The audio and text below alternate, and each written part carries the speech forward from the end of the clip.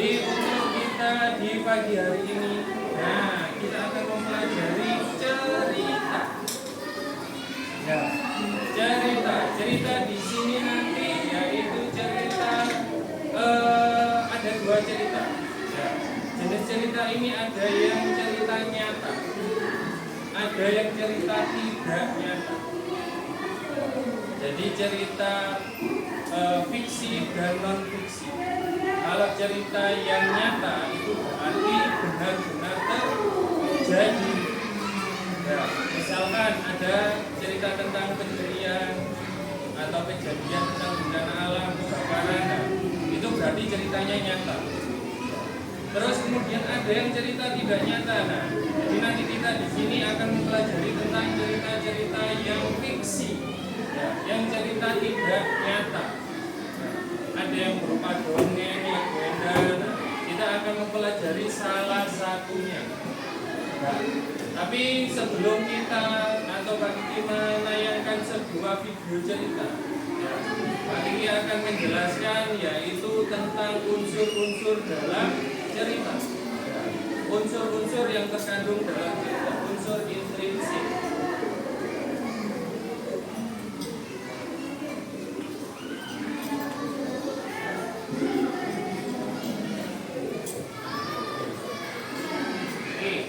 Jadi untuk unsur intrinsik cerita.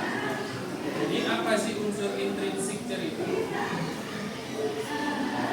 Jadi kalau pengertian cerita, nah, cerita itu adalah rangkaian peristiwa yang saling berkaitan. Cerita bisa berbentuk dongeng, fabel, legenda, cerita rakyat dan lain-lain. Cerita dapat memberikan hiburan dan pesan moral. Nah, oke, jadi untuk cerita di sini yang kita pelajari adalah cerita yang nyata atau tidak nyata. Yang tidak nyata. Ya, jadi yang tidak nyata itu tidak benar-benar terjadi. Jadi untuk yang di sini contoh ada jenis cerita yang tidak nyata itu adalah dongeng. Nah, dongeng ini tidak nyata. Terus kemudian ada fabel. Fabel itu adalah cerita tentang hewan, betul, kayak si kancil dan buaya misalkan. Nah, itu adalah cerita yang tidak benar-benar terjadi. Ya, karena itu kalau misalkan ada cerita hewan bisa bicara, nah itu adalah cerita yang fiksi, tidak nyata. Kemudian ada legenda. Kalau legenda itu adalah cerita asal usul suatu tempat. Jadi menceritakan asal usul suatu tempat, kenapa tempat ini dulunya ada seperti ini, dulu ada cerita seperti ini. Misalkan tentang kota kita, kota Surabaya. Nah, itu termasuk legenda karena menceritakan asal usul suatu tempat. Tahu ceritanya? Yaitu tentang tentang ikan hiu, suro dan boyo. Nah, buaya yang bertarung, terus siapa yang menang? Tidak ada yang menang. Ya, sama-sama mengenaskan. Ya, jadi untuk itu yang berkaitan dengan tempat, ya, itu disebut legenda. Terus kemudian ada cerita rakyat.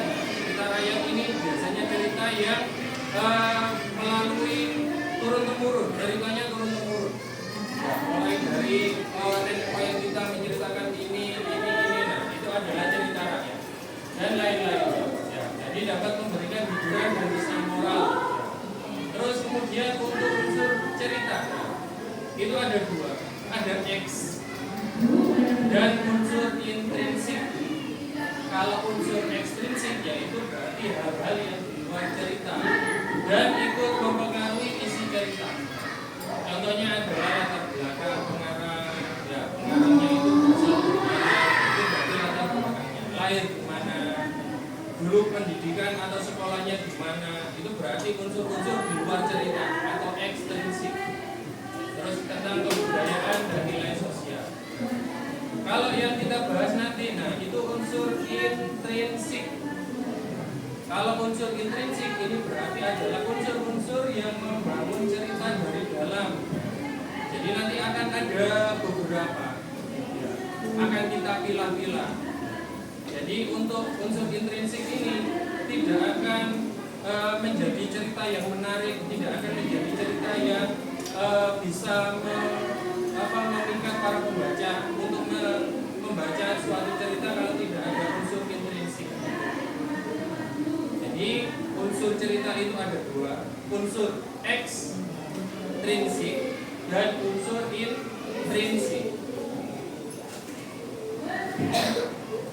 Nah, sekarang untuk macam-macam unsur intrinsik. Yang pertama ada tema, kemudian ada tokoh dan penokohan. Tokoh dan penokohan, terus kemudian ada alur, terus kemudian ada latar, sudut pandang dan amanat.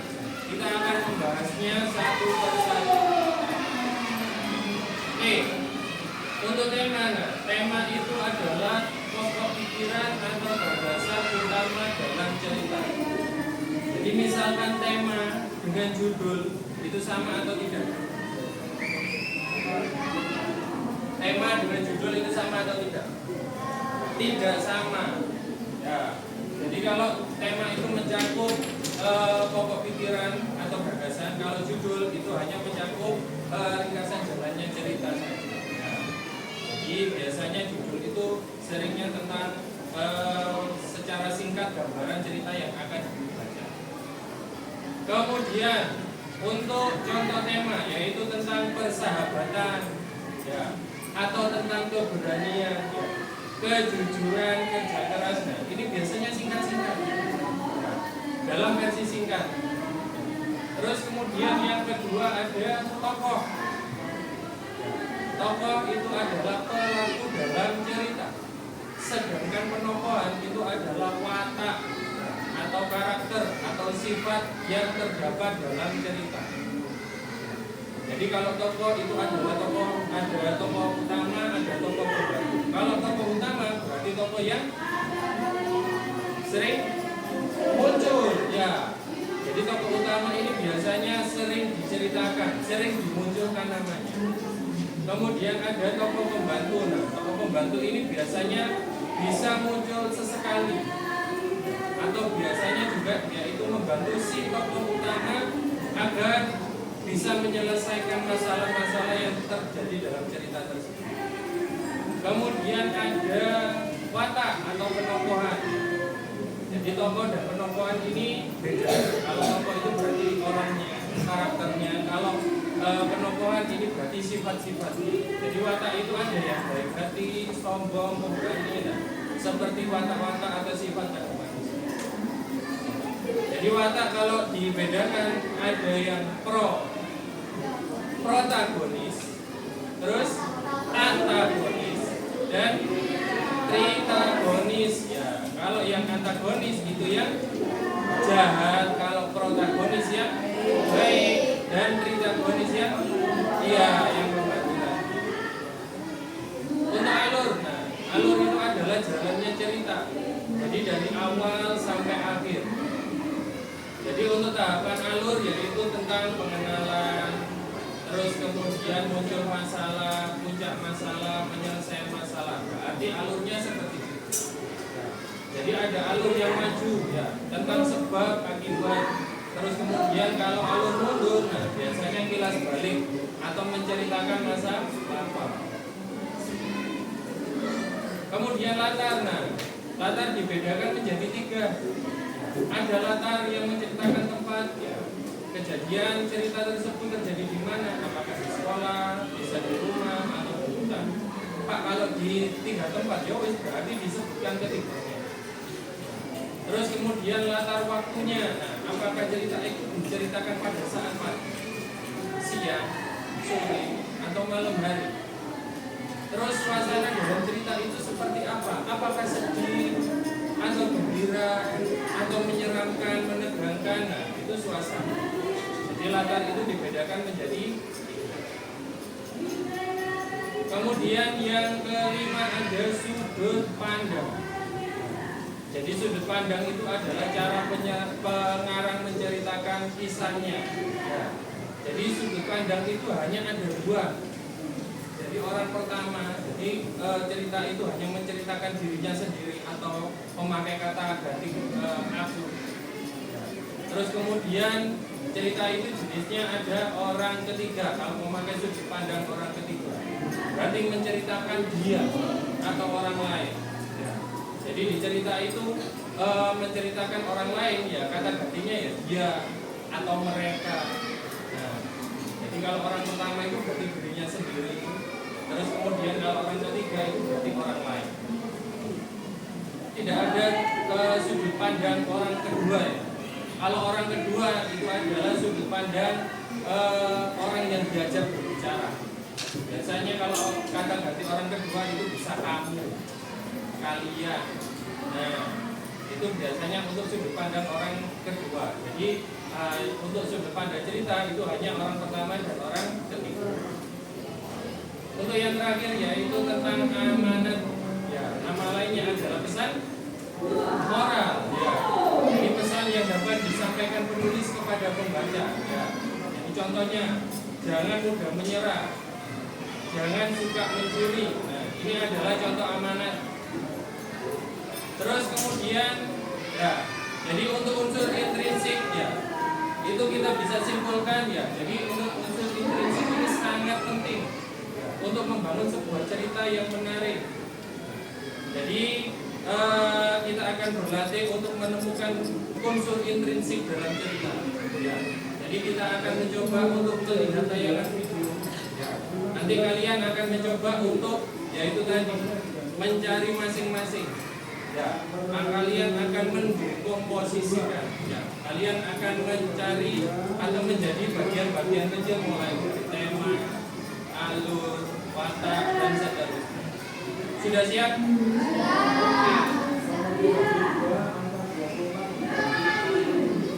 Untuk yang materi ini ada yang ditanyakan?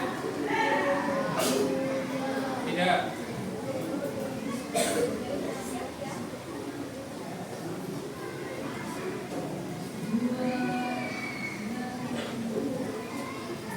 Kira-kira cerita yang akan Pak Kiki tayangkan apakah sudah tahu? Tentang apa? Ya, asal usul Telaga Sarangan.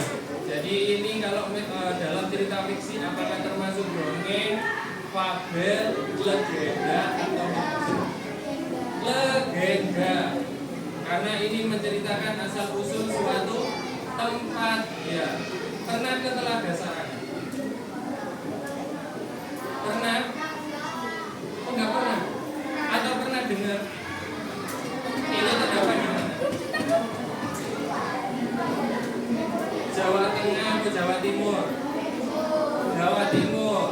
Ya, lebih tepatnya di sisi barat Jawa Timur. Ya, di Magelang, Telaga Sarangan.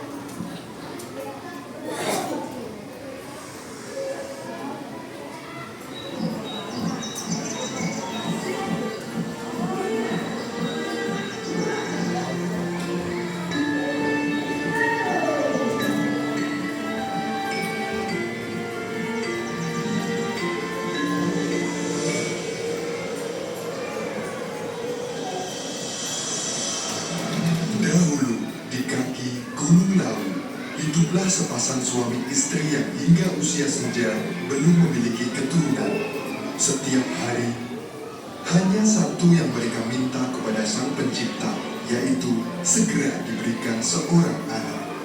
Pasangan suami istri ini bernama Ki Pasir dan Nyi Pasir.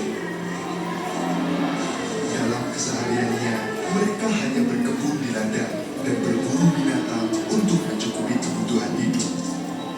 Hingga suatu hari, datanglah kabar yang menggembirakan. Nyi Pasir akhirnya mengandung. Mereka berdua sangat bahagia. Serasa semesta mendukung dan mengabulkan permintaan mereka selama ini.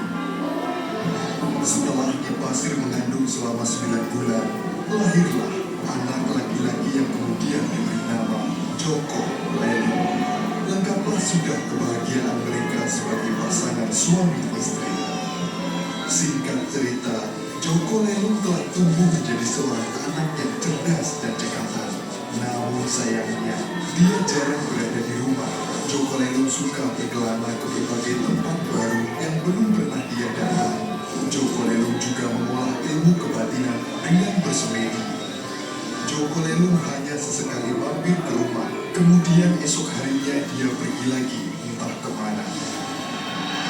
Kian hari tubuh Ki Pasir mulai terlihat lemah. Dia berharap anaknya Joko Lelung pulang dan membantunya bekerja di ladang. Namun harapan itu hanya dipendam oleh Ki Pasir dan dia pun memilih untuk bersemedi di dalam goa.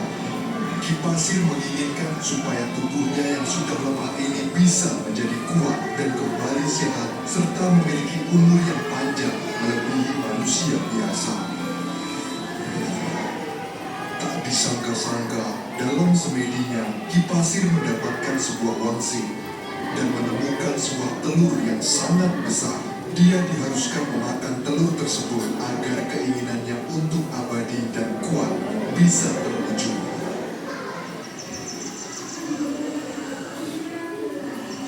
Selepas dari semedinya, Ki Pasir mencari arti dari wangsit itu hingga tubuhnya semakin rentan, sampai-sampai dia lupa dengan wangsit yang pernah dia dapatkan dulu. Suatu ketika, sepulang dari ladang, dia tak sengaja melihat sebuah benda bulat di bawah pohon tua. Benda itu mirip seperti telur, namun memiliki ukuran yang lebih besar daripada biasanya. Dia teringat dengan wangsit yang menuntunnya menuju keabadian. Dia terlihat sangat bahagia dan berniat memakan telur itu setibanya di rumah nanti. Keesokan harinya, Ki Pasir memasak telur itu, menggantikan istrinya yang sudah lebih dulu berangkat ke hutan untuk mencari kayu bakar. Ki Pasir kemudian membagi telur menjadi dua, setengah untuknya dan setengah lagi untuk Nyi Pasir. Usai kenyang menyantap telur, berangkatlah Ki Pasir menuju ladangnya.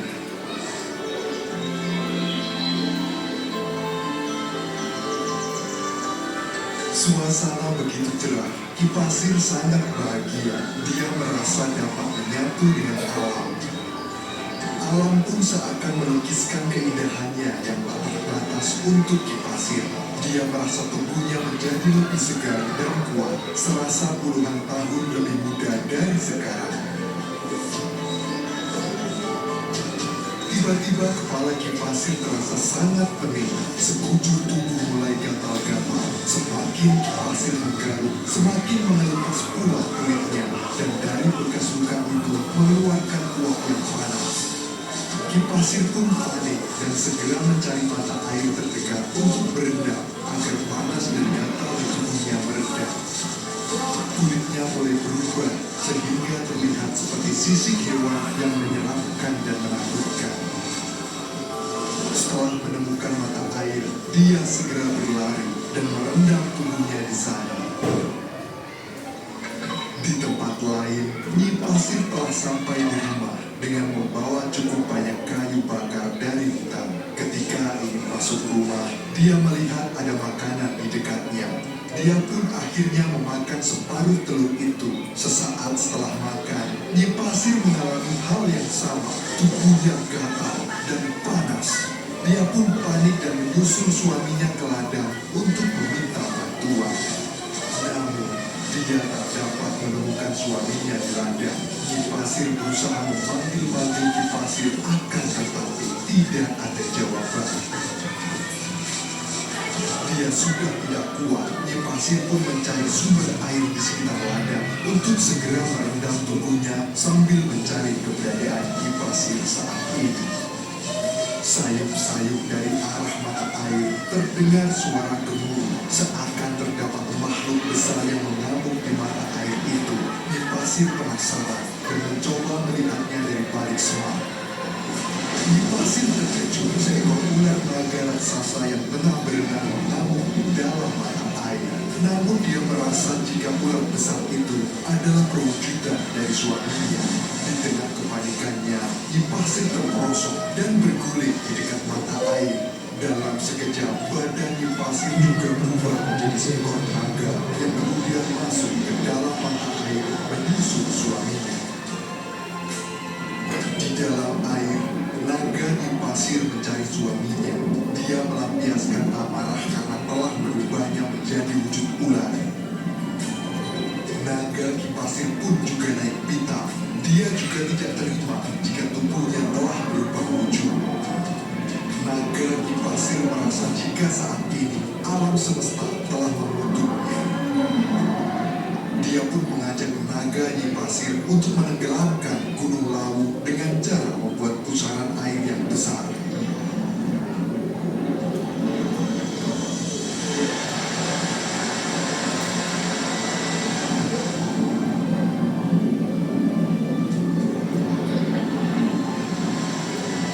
Tanah di sekitar sumber air itu kemudian longsor, semakin besar dan semakin dalam.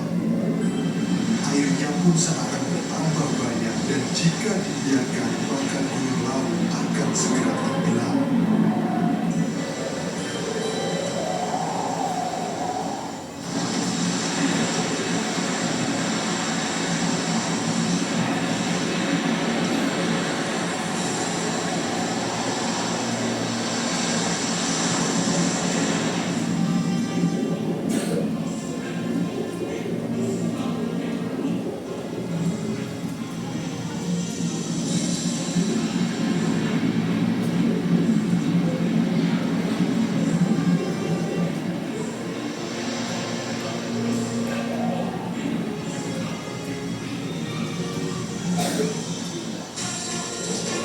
Seketika itu, Joko Lelo yang pulang dari Sweden mengetahui jika bencana yang sedang terjadi sekarang disebabkan oleh kedua orang tuanya yang telah berubah menjadi naga serta memiliki niatan yang buruk.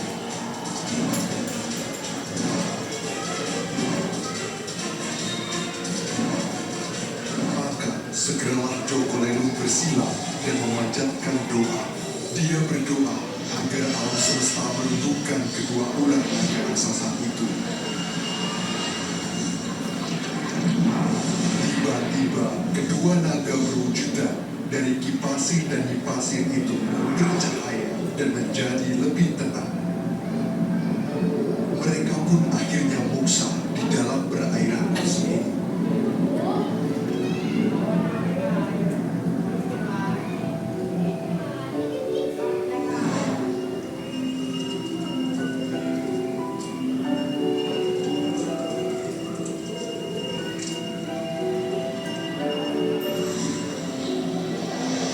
Joko Lelo pun sedih ditinggal kedua orang tuanya.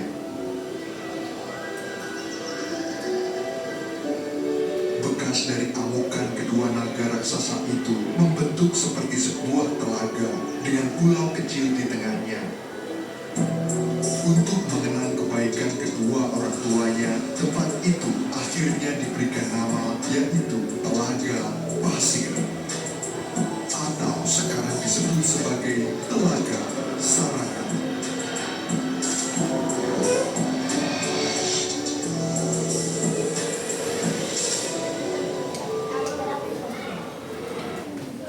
Tepuk tangan dong. Ya, itu adalah salah satu contoh ya cerita yang fiksi. Jadi cerita ini nyata atau tidak?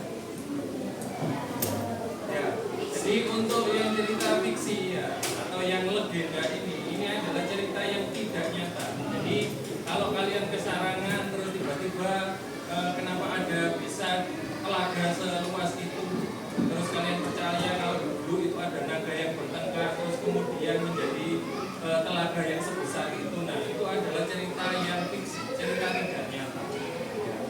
Jadi ini hanya cerita untuk yaitu tadi penegasan kalau misalkan dulu ada seperti itu, padahal tidak seperti itu.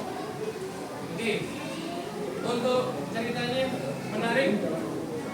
Oke, jadi untuk setelah ini kalian akan menyusun untuk tugasnya. Nah, setelah kalian menyaksikan tadi, terus kemudian kita akan mencoba untuk membedah atau mendekomposisikan. Ya. Jadi kita akan membedahnya mulai dari temanya itu tentang apa. Terus tokohnya tadi ada siapa saja. Wataknya itu juga seperti apa dari masing-masing tokoh. Terus kemudian latarnya sebutkan. Jadi meskipun ada yang tempatnya di mana, waktunya di mana, dan suasananya seperti apa. Terus di bagian bawahnya nanti ya, alurnya. Jadi alurnya itu menggunakan alur maju atau menggunakan alur mundur. Terus sudut pandang orang keberapa. Pesan moral dari cerita yang bisa diambil atau amanatnya. Dan yang terakhir yaitu ceritakan secara singkat ya, dalam satu paragraf. Ya, satu paragraf mungkin bisa berisi 6 sampai 7 kalimat. Jadi nanti mungkin salah satu dari kalian Pak Kiki akan suruh maju ke depan untuk membacakan hasilnya. Oke, kita kasih waktu 15 menit sampai jam 8:25. Sekarang jam 8:10 sampai 8:25. Oke, silakan.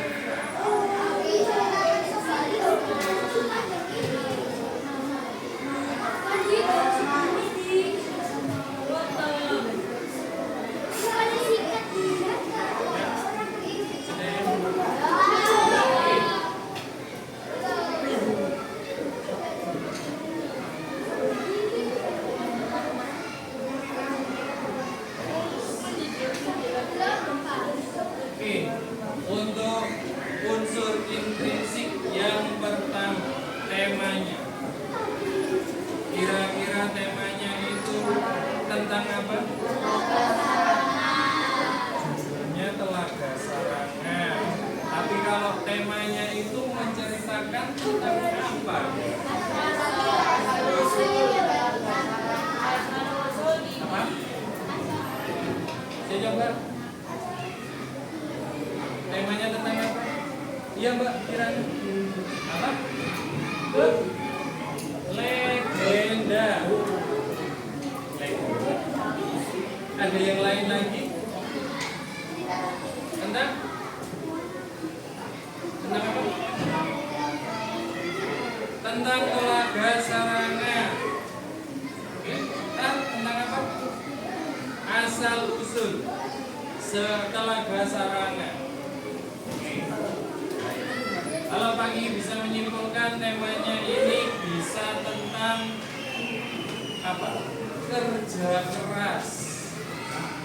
Ya, temanya tentang kerja keras. Jadi menceritakan Pak Pasir dan Nyi Pasir tadi, ya, bagaimana dia itu berusaha untuk mendapatkan seorang kerja keras, berusaha. Oke, bagus. Terus kemudian untuk tokoh dan perwatakannya. Ya, silakan Haikal berdiri dari situ nggak apa-apa.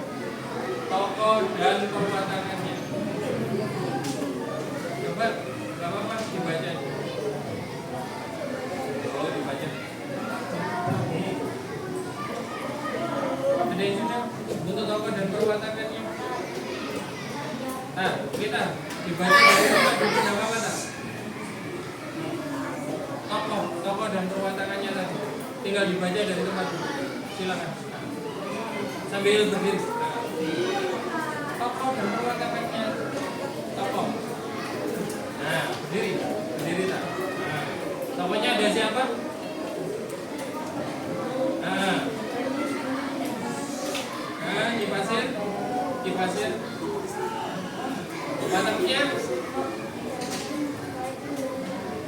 Oke, terus kemudian untuk Nyi Pasir selanjutnya tokoh yang kedua yaitu Nyi Pasir. Oke, wataknya.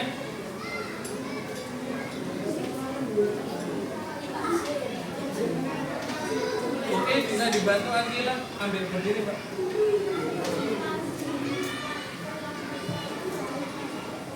Baik dan bijaksana Nyi Pasir. Terus siapa lagi? Joko Lelo. Oke, cekatan, lincah. Terus kemudian apa? Suka berpetualang. Bagus. Sing Nyi Pasir tadi sekalian. Baik, bijaksana, bekerja. Oke, bagus. Terus kemudian untuk latang.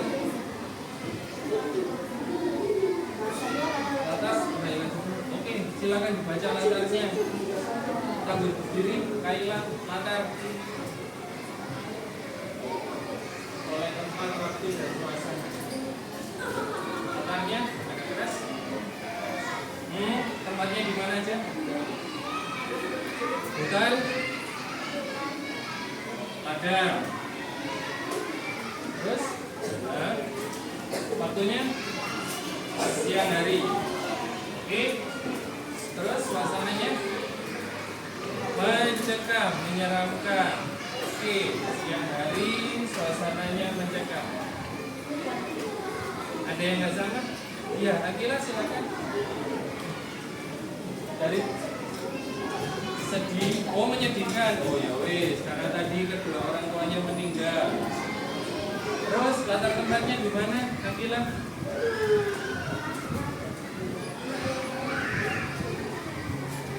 Tempat latar tempatnya di mana? Di mana? Gunung Lawu. Waktunya pagi atau siang. Oke, terus selanjutnya unsur setelah latar yaitu alur cerita. Ya wis, alur ceritanya. Silakan. Alur. Maju atau mundur. Silakan berdiri. Alurnya.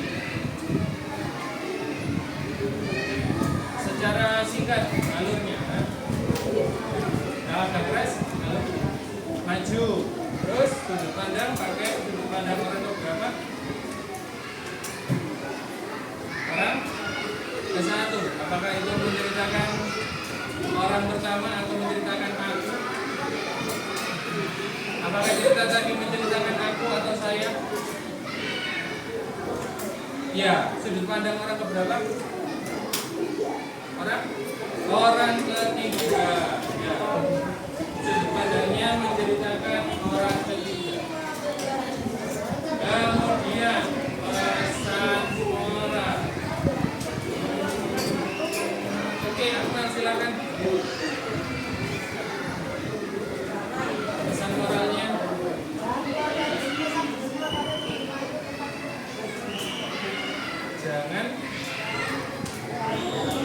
Jangan keluar rumah.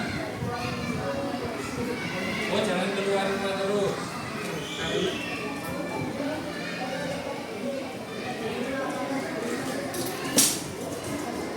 Oh, karena di rumah itu tempat untuk bertemu keluarga. Ada lagi pesan moralnya? Ya kan? Yang keras. Kita harus bekerja keras untuk mencapai sesuatu. Oh ya, Akila, silakan. Amanat atau pesan moralnya.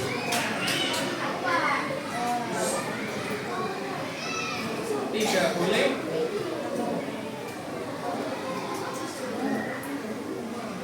Oke, kita tidak boleh memiliki niat buruk jika tidak ingin mendapatkan akibatnya. Oke, yang terakhir.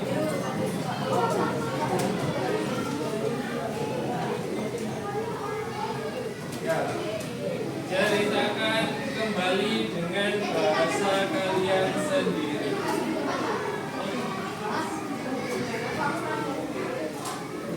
Ada yang sudah menceritakan kembali dengan bahasa kalian sendiri. Ya, silakan tak. Di depan. Bapak, ayo lah. Ya, tidak apa-apa, secara singkat. Ayo lah. Tepuk tangan untuk Atta.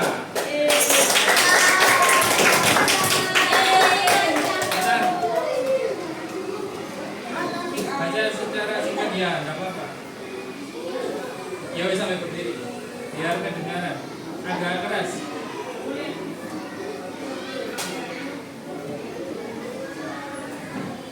Keras lagi. Nah. Nah. Nah. Terus agak serius. Nah.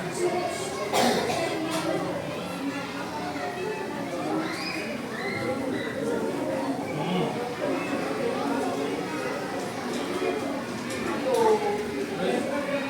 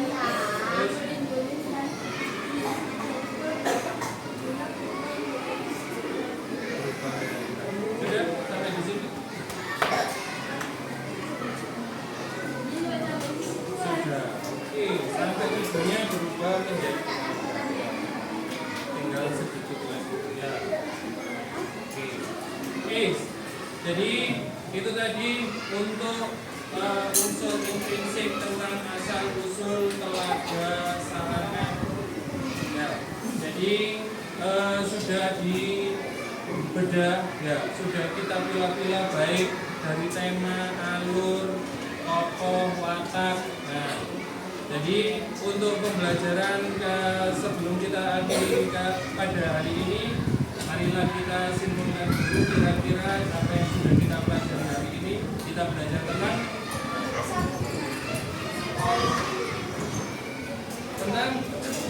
unsur intrinsik, yaitu salah satunya Clara ada apa saja? Salah satu saja. Unsur intrinsik yaitu tema, terus apa lagi? Apa? Latar, terus apa lagi saya? Alur, apa lagi nih? Amanat, terus tokoh, terus kemudian apa lagi? Sudut pandang, ya. Jadi itu adalah unsur intrinsik cerita. Nah, terus kira-kira kalau misalkan, ya tadi Pak sudah disebut. Kalau misalkan unsur intrinsik cerita ini tidak terdapat dalam cerita, apa akibatnya? Apa akibatnya jika cerita tidak terdapat unsur intrinsiknya? Nah, cerita menjadi tidak menarik. Ya, jadi untuk pelajaran pada pagi hari ini, ya mungkin sebelum kali ditutup ada pertanyaan? Bisa ada. Oke, jadi untuk mengakhiri pelajaran kita pada pagi hari ini, marilah kita berdoa dulu. Ya, semoga ilmu yang kita terima pada pagi hari ini menjadi berkah dan bermanfaat. Ya, berdoa mulai.